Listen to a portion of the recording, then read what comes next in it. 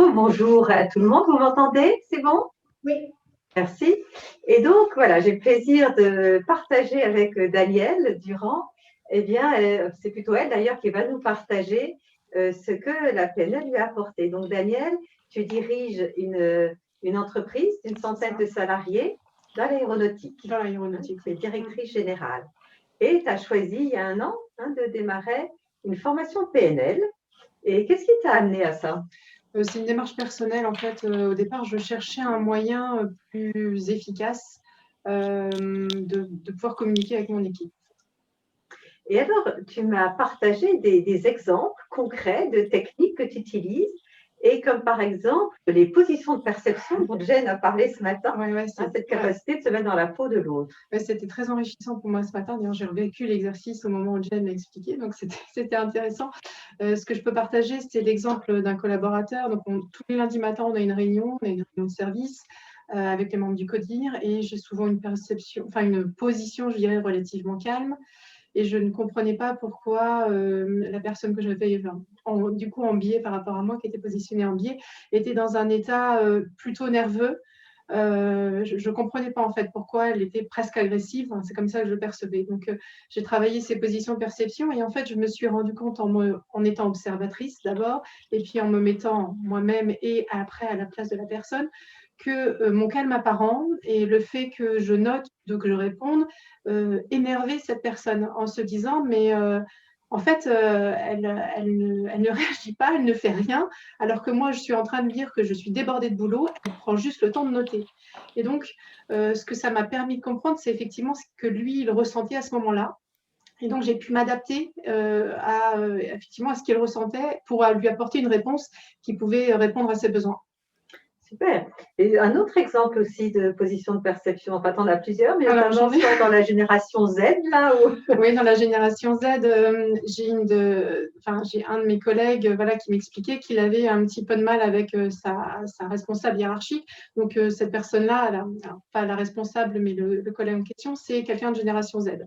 Et donc, en fait, il m'explique que sa responsable considère qu'il ne travaille pas efficacement. Donc, on discute un petit peu, et en fait, de nouveau, position de perception, je me mets à sa place et je me rends compte que voilà, génération Z, génération zapping, il a besoin de passer d'une tâche à une autre très rapidement. Donc, il m'explique qu'effectivement, au bout d'un quart d'heure, il ne peut pas, il faut qu'il passe à autre chose, il faut qu'il fasse une autre tâche.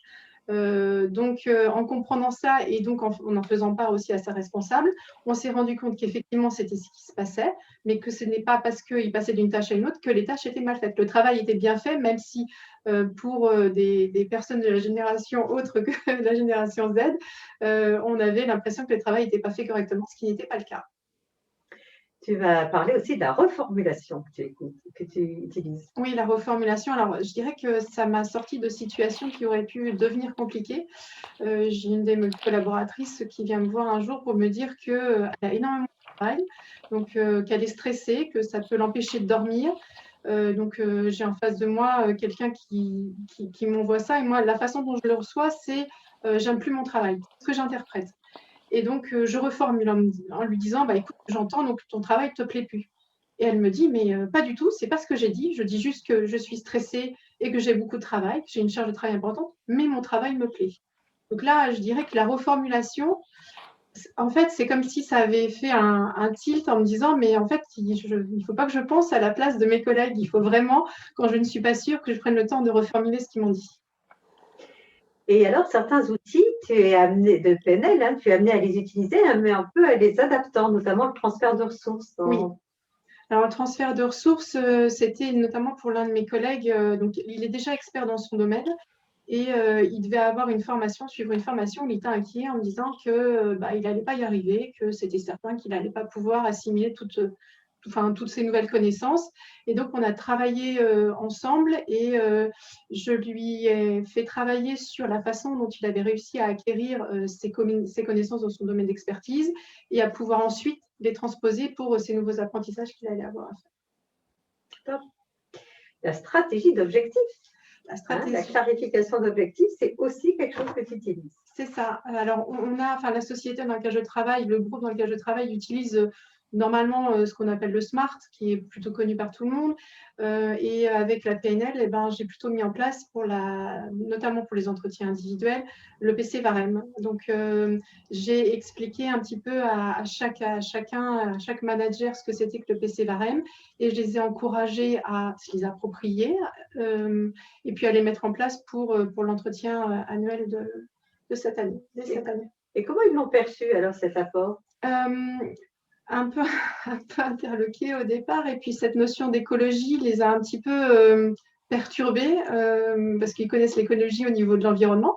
Donc oui, c'est de l'environnement, mais c'est leur environnement ou l'environnement de la personne qui coach. Donc quand ils ont pris ça en compte, en fait, vraiment, je trouve que ça a apporté quelque chose au niveau du bien-être, au niveau du travail qui n'est pas forcément présent avec le SMART. Et donc là, tu nous as partagé plusieurs exemples autour du management, de la gestion d'équipe. Et en même temps, en tant que directrice générale, eh bien, tu as aussi l'enjeu financier. Et tu m'as dit aussi que sur cet enjeu financier, eh bien, les outils de PNL t'avaient aidé. Oui, parce qu'en fait, quand j'ai pris le poste, la société perdait de l'argent, beaucoup d'argent. Donc, ça a été un de mes challenges de la remontée. C'est ce qu'on m'avait confié. Et donc, pas évident quand la société perd beaucoup, beaucoup d'argent de se dire, bon, alors comment est-ce que je vais faire pour que dans un an, la société gagne de nouveau de l'argent? Et je me suis dit que pour m'aider à définir cette stratégie, j'allais utiliser la question miracle et me dire, je vais faire comme si la société gagnait de l'argent. Et dans cette société qui gagne de l'argent, comment j'imagine, comment elle est? Et donc, de voir effectivement, d'arriver à me projeter déjà dans cette société qui gagne de l'argent, j'ai pu organiser et mettre en place tout ce qu'il fallait pour atteindre cet objectif. Donc, ça a été vraiment très, très aidant. Et ça, c'est aussi quelque chose que tu as partagé avec tes collaborateurs? Oui, tout à fait. Alors, j'ai partagé avec eux et j'ai partagé aussi au niveau de leur service, c'est-à-dire, donc, on est parti de la question générale pour l'entreprise, mais également aussi pour eux, pour leur service.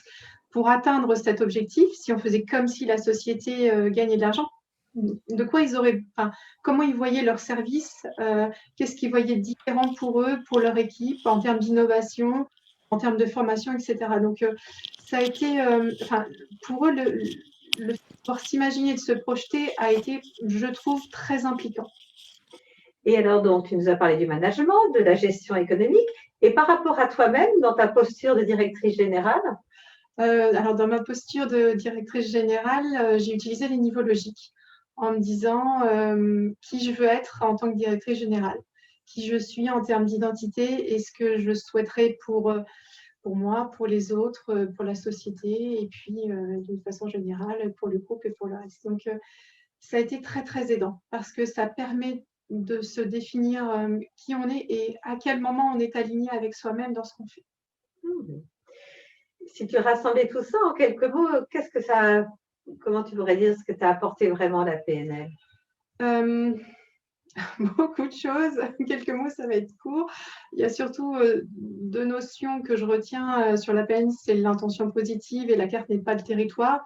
C'est vraiment les deux premiers outils que j'ai utilisés, ces deux premiers postulats, et qui ont été extrêmement aidants pour moi et qui le sont toujours aujourd'hui.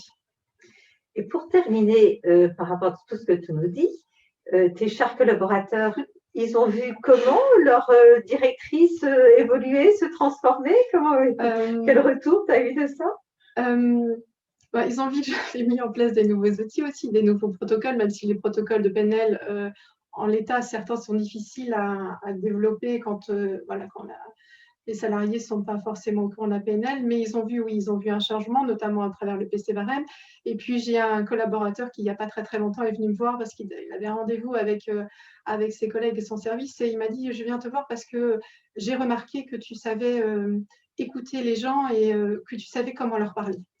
J'ai trouvé ça assez intéressant. Donc, je l'ai accompagné. Je ne lui ai pas dit ce qu'il fallait qu'il fasse, mais je lui ai accompagné en lui demandant effectivement où il voulait aller. Et voilà, j'ai essayé de le guider pour qu'il trouve lui-même son chemin. Un très grand merci, Danielle. Merci à vous. Et vous. On peut dire aussi vive la PNL.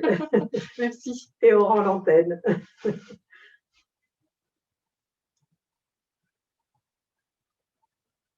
Avec Frédéric. Frédéric, es-tu là? Oui. Bonjour Frédéric. Ouais. Rebonjour. Ouais. Donc Frédéric, tu es chanteuse lyrique, tu es maître praticienne en PNL depuis 2-3 ans? Non, un peu moins, ouais, 2 ans, ouais. Oui. Tu es chanteuse lyrique, professeure de chant lyrique et puis aussi coach de vie. Et donc, je vais te demander, comme on l'a prévu, hein, en quoi la PNL a contribué à modifier ton attitude, tes compétences dans ton métier de professeur de chant essentiellement, hein. C'est là-dessus qu'on va rester. OK. Bonjour d'abord à tous. Oui, alors donc je pense que vraiment ma découverte de la PNL a profondément modifié, la relation que j'entretenais avec, mes élèves. Ouais.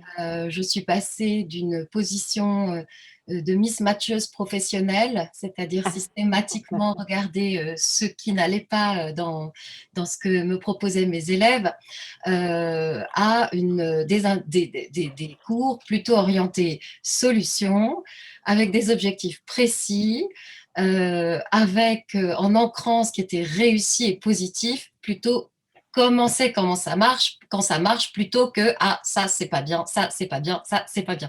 Donc ça a été vraiment une révolution Ouais. et également donc être beaucoup plus donc en conscience externe, c'est-à-dire comment fonctionne la personne que je rencontre qui vient pour la première fois. Alors évidemment, il ne s'agit pas d'un coaching, donc on va pas bavarder pendant des heures. Je ne vais pas pouvoir lui poser des questions pendant des heures sur son parcours et sur ses façons d'apprendre. Mais tout de même, je vais prêter beaucoup d'attention à ses prédicats. Je vais prêter beaucoup d'attention, donc quel est son canal d'entrée, quel est son canal de sortie, est-ce qu'il y a des métaprogrammes qui apparaissent, est-ce que, bon, référence interne, référence externe, etc. Bon, je vais me faire un petit tableau comme ça, assez, assez rapide de la personne. Ce que tu m'as dit d'essentiel au départ par rapport à la PNL, aux apports de la PNL, c'est que tu avais fait la découverte que tu allais pouvoir partir de la personne et non pas de ton modèle pédagogique. Bien sûr, et ce qui permet évidemment de faire du sur-mesure, Voilà. de faire du sur-mesure, d'adapter son langage, d'adapter, d'inventer des métaphores qui vont correspondre au modèle du monde de la personne. Parce qu'en effet, la musique, c'est de l'auditif, le chant, c'est de l'auditif. On aurait tous tendance à se dire, eh bien, ça s'arrête là, mais non, le chant, c'est de l'image aussi. Il suffit de regarder simplement une partition. Une partition, ce sont des notes de musique qui montent et qui descendent. Et en chant, il ne s'agit pas du tout de suivre le mouvement des notes de musique. Il suffit au contraire de les traverser de manière très horizontale. Sinon, voilà, je ne vais pas rentrer dans des détails techniques, mais sinon le résultat n'est pas là. Donc, en tout cas, on peut se faire une représentation visuelle de ce qu'on va chanter. Ah là là, oui. On peut Ouais. s'aider de submodalité. On peut rendre cette représentation de sa ligne de chant attrayante en y mettant plus de lumière, plus de brillance, plus de clarté, enfin, selon ce qui va fonctionner pour la personne. Et Et une chose aussi, oui, je vais te laisser. non, Vas-y, vas-y, je termine, t'en prie, termine. non, non, non, Une chose qui m'a impressionnée dans ce que tu m'as raconté, c'est que normalement un élève en chant lyrique se trouve plein de défauts. J'arriverai pas à ci, j'arriverai pas à ça, puis je chante faux, et puis ci, puis ça. Et, et toi, tu m'as dit, j'ai su retourner leurs défauts, j'ai su faire des recadrages positifs, quoi, en fait. J'ai su recadrer ce qu'ils considéraient comme des défauts, comme des qualités oui. potentielles. Oui, oui, alors ça, c'est vraiment une chose peut-être que j'avais malgré tout en conscience avant, mais que j'ai vraiment pu plus élaborer avec la PNL. C'est-à-dire, Ouais. les gens arrivent avec, la plupart des gens qui arrivent en cours, Ouais. arrivent avec une idée préconçue de ce que c'est le chant lyrique. Un Ouais. truc qui fait ouh, ouh, ouh, comme ça, un truc qui sonne rond, bizarre, etc. Donc, ils vont fabriquer un son. Ils vont fabriquer une espèce de son caverneux, Ouais. et c'est pas du tout ça le chant lyrique, hein. Le Ouais, chant ouais, lyrique, c'est de la ouais. déclamation sur du souffle, c'est quelque chose pour finir d'assez simple.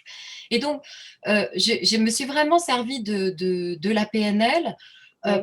pour leur expliquer qu'en fait, ce qu'ils allaient considérer a priori comme des défauts chez eux, peut-être une voix un peu rauque, peut-être une voix un peu trop forte et un peu trop faible à certains endroits, serait vraiment leur identité.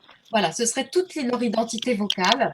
Et de les convaincre de ça, donc comment dire, en les connectant le plus possible à leur motivation, c'est-à-dire pourquoi eux ont envie de chanter, qu'est-ce qu'ils feront quand ils sauront chanter, c'est quoi en termes d'identité, même si c'est dit de manière un peu floue, mais comment ils se sentiront quand ils auront réussi à chanter ce morceau, qu'est-ce qu'ils en feront, avec qui ils le partageront, etc. Et du coup, leur expliquer que c'est eux qui chantent. C'est pas sinon on irait toujours voir le même opéra. Si une fois qu'on avait entendu Don Juan une fois, et ben on n'irait plus à l'opéra. Mais non, ce qui compte, c'est d'entendre une personne chanter. Et donc, voilà. Ce que tu m'as dit aussi, c'est que tu alors, avais découvert qu'il fallait les caler sur des petits objectifs à chaque fois. Voilà, parce qu'évidemment, un peu comme la PNL, hein, le chant, ça fait partie des domaines où il n'y a pas de ligne d'arrivée. C'est un chemin sans fin, avec de temps à autre des photographies quand on monte sur scène, ou quand on fait un spectacle, une audition, Voilà. quelque chose. Mais il n'y a pas de ligne d'arrivée, on peut toujours progresser, le corps change, l'être change, donc forcément, on doit continuer à étudier, etc. Et donc, c'est un peu décourageant pour un élève de ne pas pouvoir se repérer. Il a à peine, il ne sait pas pour finir, est-ce qu'il a progressé, est-ce qu'il n'a pas progressé. Donc ça, je travaillais comme ça avant. Et donc maintenant, je découpe en micro-objectifs qui peuvent être, pour donner des exemples très brefs, l'acquisition d'une respiration basse, des voyelles homogènes, la résonance haute. Bon, voilà, plein de choses. Je ne vais pas rentrer dans des détails techniques, mais du coup, on peut faire un bilan régulier par trimestre, par exemple, en disant, ça, voilà, ça c'est bien en place, ça c'est compris intellectuellement, mais c'est encore à automatiser. Donc voilà, c'est beaucoup plus concret pour chaque personne. Ouais, et tu leur as appris, tu dis, à mettre de la récompense dans la visualisation de leur objectif atteint, c'est-à-dire du plaisir. Hein. Et de l'ancrage, et de l'ancrage. Et alors en fait, ça c'est vraiment quelque chose que j'ai pris l'habitude de faire. C'est-à-dire, très souvent, j'avais remarqué que quand je faisais un compliment à un élève, qui était un vrai compliment sur quelque chose de concret, parce qu'avant je disais bravo c'est bien, hein. Bravo c'est bien, on ne sait pas qu'est-ce qui est bien, on ne sait pas, on va pas pouvoir le refaire. Donc là maintenant, grâce à la PNL, j'ai appris à dire voilà, de ce point de vue-là, cette chose particulière que tu viens de faire, celle-là est bien. Et la personne me répond toujours oui, mais ça c'était pas bien. Voilà, il y a toujours autre chose, évidemment, qui arrive. Oui, mais j'ai chanté faux ou je ne sais pas quoi, etc. Et donc, ça, c'est toute une proposition que je leur fais en leur expliquant que ce sera beaucoup plus simple pour leur cerveau puisqu'il s'agit d'automatiser un geste vocal, exactement comme les doigtés pour un pianiste, les coups d'archet pour un violoniste. Il s'agit d'intégrer un geste vocal. Donc, c'est une automatisation. Et donc, je leur explique que ça va prendre beaucoup plus de temps de passer par toutes les étapes qui n'ont pas fonctionné dans leur cerveau plutôt que directement passer par celle qui a bien fonctionné. Donc, quand quelque chose s'est bien fait, je leur dis, écoutez, qu'est-ce que vous vous êtes dit avant? Qu'est-ce que vous ressentez? Qu'est-ce que vous avez fait précisément avant? Etc. Et allez, laissez monter la joie d'avoir fait ce beau chant, ce beau geste là, qui vous a plu, ancrez-le. Et voilà. Et donc, j'utilise les ancrages. Et en même temps, tu dis que tu sais maintenant utiliser leurs émotions négatives pour les retourner, leur peur, leur stress sur scène. Alors, je n'utiliserai pas les émotions, le terme négatif, mais… Oui, c'est une erreur. Ouais. Non, c'est pas… limitant.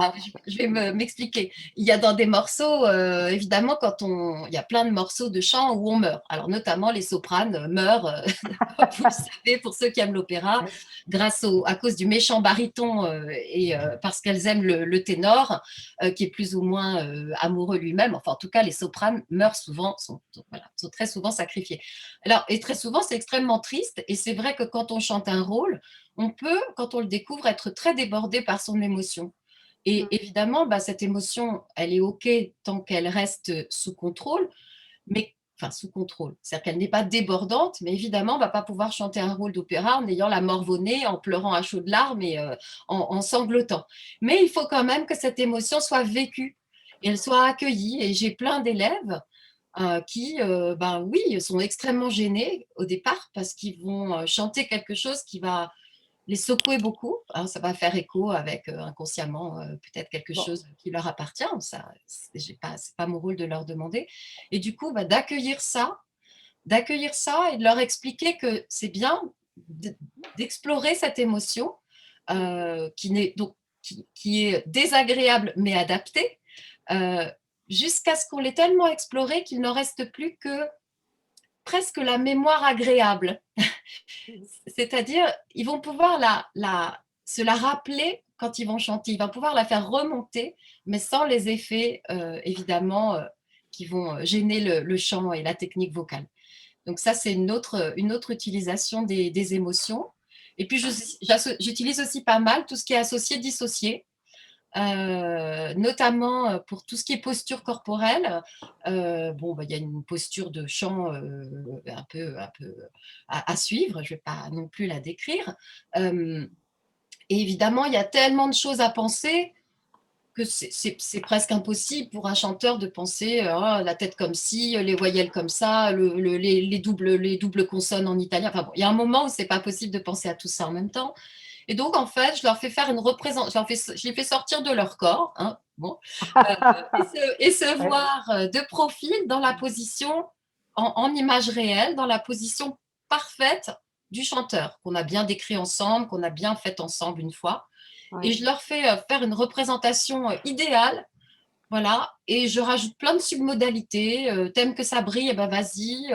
T'as des gens qui te mettent en confiance, qui te rendent heureux, qui te soutiennent, eh ben vas-y, mets-les dans l'image avec une main sur ton épaule si ça te Ah convient. là là là là. Tu as une musique que tu adores, eh ben vas-y, mets la musique. Tu veux de la couleur, vas-y. Bref, on Hmm. fait cette photo et on l'active plein de fois dans le cours et on saute dans la photo. Oh là Je les là. invite vraiment, dès qu'ils sentent que leur corps s'est remis en tension parce que, évidemment, le mental reprend le dessus, j'ai mal fait, je dois bien faire. Bon, enfin, je les invite à revoir leurs photos et pouf, ressortir et ressauter dedans. Voilà. Frédéric, on t'écouterait pendant des heures et Oui. tu verras dans le chat, il y a des personnes qui disent Frédéric me donne envie de chanter. Ah, mais tant mieux. Et tout le monde peut chanter, j'insiste. Écoute, Même quand on chante faux, ça n'existe pas de chanter faux. voilà, C'est un c'est programme qui n'est pas passionnant. installé. C'est passionnant, il reste quelques minutes, c'est dommage. On va laisser la parole aux questions, si tu veux bien. Avec plaisir. Merci beaucoup, en tout cas. Merci beaucoup. Voilà, les questions sont pour vous maintenant. Voilà. La parole est à vous maintenant. Je 4 parle plus minutes de français. questions. Si vous avez des questions à poser à Frédéric ou à Daniel, eh bien, allez-y. 4 minutes pour vous. Ouais. J'ai une question pour Frédéric. Je voulais savoir comment tu utilisais l'énéagramme justement dans cet accompagnement artistique. Alors, l'énéagramme, je l'utilise avec beaucoup plus de prudence parce que j'ai quand même pas un échange, je passe pas mon cours à bavarder, hein. Voilà, donc c'est quand même. Donc, quelquefois, j'arrive à percevoir, à avoir peut-être une idée de quel type principal pourrait appartenir à la personne, mais je ne peux pas en être certaine compte tenu du peu d'échanges, du peu de questions que je vais leur poser. Mais si jamais j'arrive à mettre un type dessus, eh bien, ça me donne une petite idée de leur problématique essentielle. Donc, à partir de ça, je vais faire attention, je vais adapter mon vocabulaire en fonction, évidemment, de ce que je peux imaginer de leur ego. Voilà. Et les connecter à leur essence, plus aller vers des valeurs qui sont plus de l'ordre de leur essence. Mais c'est quand même un peu plus difficile d'utiliser l'énéagramme aussi rapidement en cours de chant. Merci. J'ai envie de chanter moi aussi du coup là. il faut. C'est une grande force dans cette période de pouvoir chanter, honnêtement. Peut-être Frédéric, tu pourrais nous donner un cours global de chant. Peut-être qu'on pourrait imaginer ça. Ah oui, ah oui, ah oui, ah oui. Ce serait super un jour de faire ça. Ouais. Alors, ce serait. Je m'inscris tout de suite. Avec plaisir. Vraiment passionnant. Un atelier chant, mais oui, Ah bien oui, sûr. Avec grand plaisir et je pense que c'est quelque chose qui est vraiment accessible à tout le monde, contrairement à ce que le chant lyrique n'est pas une chose compliquée. C'est la musique qui est compliqué, mais chanter n'est pas compliqué. Hein, on s'imagine mal que les gens qui ont inventé le chant lyrique se soient dit dans leur intention comment faire pour créer un truc qui soit horriblement difficile et horriblement pénible à faire. Non, pas du tout. Le chant lyrique, c'est de la déclamation sur du souffle. C'est extrêmement simple. Donc voilà, c'est juste un geste vocal. Et moins on en fait, mieux c'est. Et Clément pose la question de savoir si c'est possible en distanciel. Tu peux nous donner un cours de chant en distanciel? C'est possible ça? Alors oui, c'est possible. Enfin, moi, je donne mes cours en distanciel, alors avec des élèves que je connais, parce qu'il faut quand même que mon oreille puisse reconstruire la voix réelle par rapport à ce que va me filtrer l'ordinateur ou le téléphone. Mais c'est possible, c'est un petit peu plus compliqué. Et puis, on va se priver un peu. C'est la spécificité du chant lyrique, c'est cette vibration. Hein, ça fait partie du chant résonantiel. On est complètement dans le chant qui nous interconnecte. Si vous avez fait déjà de la chorale, ou voilà, cette vibration du son qu'on peut sentir, hein, on peut vraiment la sentir, et c'est ça sa spécificité. C'est presque un massage. Hein, c'est un massage physique, c'est un massage complet du corps. Et donc, voilà, on se prive un tout petit peu de ça. Donc, c'est bien quand la relation est déjà établie, quand le rapport est déjà établi et que l'élève et le professeur donc, connaissent déjà la voix de l'un et de l'autre. Parce que comme ça, le rapport se recrée même par un cran interposé. D'accord, super, merci. Ce sont des témoignages très, très riches et vraiment passionnants. Et vous êtes passionnantes toutes les deux et vous êtes passionnées, donc vous nous avez passionnés. Un grand merci à vous deux. D'autres questions? Je vois qu'il y a des questions qui arrivent. Là, peut-être qu'on pourra les transférer à Frédéric et à Daniel. Et puis, elles répondront. D'accord. Eh bien, là, on va demander à Talia.